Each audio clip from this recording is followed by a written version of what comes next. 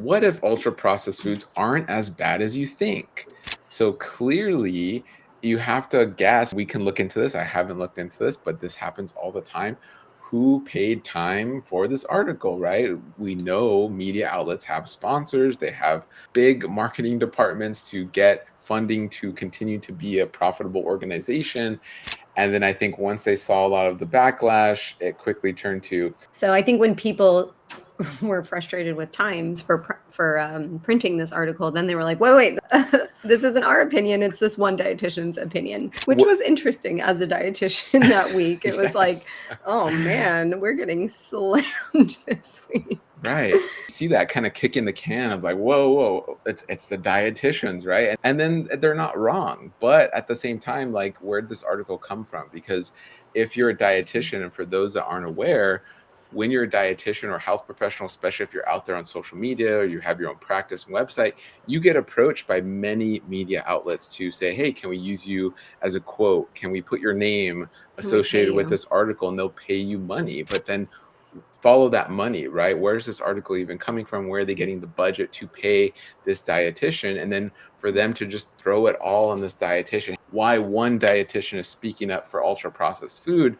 adds to the deleterious nature of this article from the get-go. And I have to be honest with that. I mean, just from the way they're changing the title, from what they're saying, from really just this opinion and this point of view.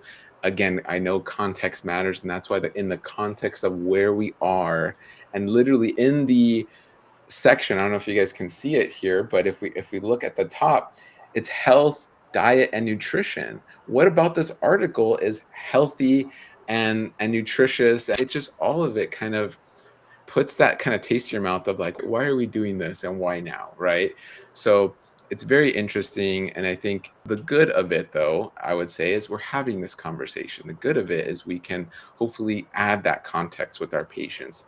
The good is it gives us another reminder, I think, and I hope where we can remind our patients that you are not a one size fits all. You are an individual, and we need to take an individual approach with you, whether you need some processed foods for your medical nutrition therapy, or you're a 3-year-old child growing up in 2024 America and want to be healthy. This speaks to what we and why we talk about gut health every day and promoting beans and peas and lentils and nuts and seeds is we are trying to grow these amazing guts, this gut microbiome, and really that is fed what we know by studies, not by ultra processed foods per se, and that majority of what this article is saying, which is like 80% diet of ultra processed foods, it's going, no, it's actually better nurtured by a diet, a majority of whole foods, not to say you can never eat ultra processed foods, right? So that context is just so, so important. And had the article been written that way, it wouldn't have probably gotten that much attention.